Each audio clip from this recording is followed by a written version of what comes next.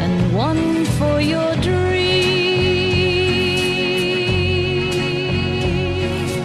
You drift through the years, and life seems tame, till one dream appears and love is its name.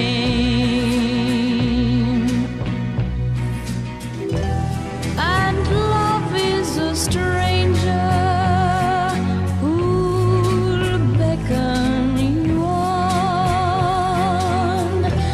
Don't think of the danger, for the stranger is gone. You Only Live Twice. Now, this film, being the fifth James Bond movie and the fifth Sean Connery film, or 7 out of the 6 or 7, if you include Never Say Never Again. This is a film that's dealing with the space race. This is a film that is dealing with missing missiles and basically Spectres taking their Russians and the American space shuttles, and because of it, Russia and America are blaming each other, and it's going to lead to World War III, and the only way to not have it is have the British save the day and say, hey, Bond, can you please investigate what this? You got 3 weeks. If it happens again, things are going to go kapluto. Now,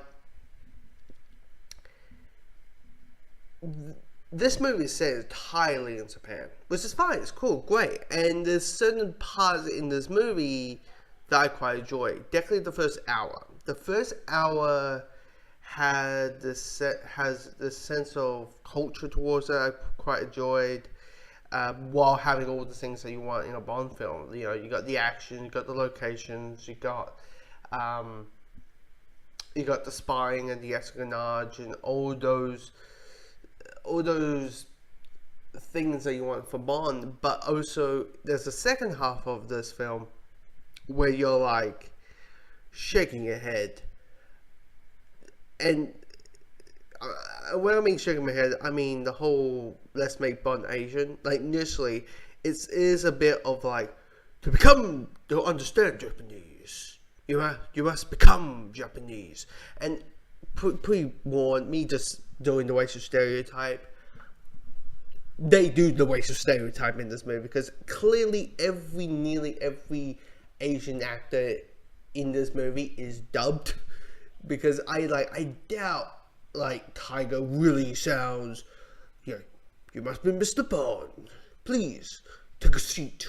Like, you're really thinking, okay, like there was some dubbing, but the whole thing, let's make Bond Asian, like, listen, let's get Sean Connery, a white guy, and oil him up and cut his hair a bit and say like, oh yeah, and he becomes part of the Japan culture.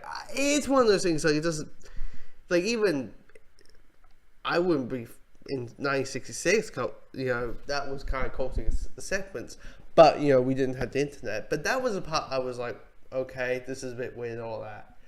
And there was a bit in the middle where we weren't focusing on Bond, where we just were focused on Spectre, and again it was trying to be the whole thing of like, okay, the Americans are pushing the release date, and here's are the reasons why, and it just lost my interest. But then when we get to the final showdown, when we meet Blofeld, bought the first face-to-face between Blofeld and Bond, it's kind of brief. It's a bit like probably 1966 standards. It's pretty like, oh my god, this is great.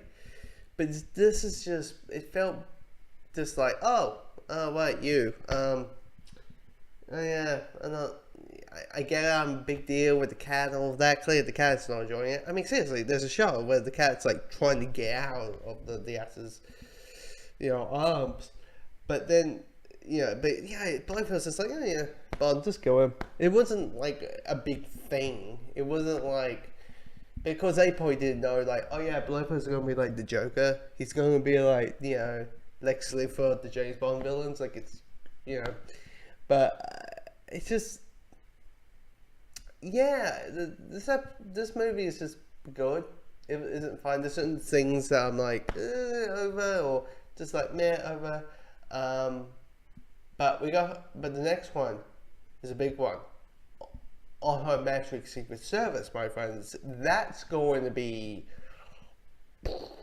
something to talk about. This dream is for you, so pay the price. Make one dream come true. You only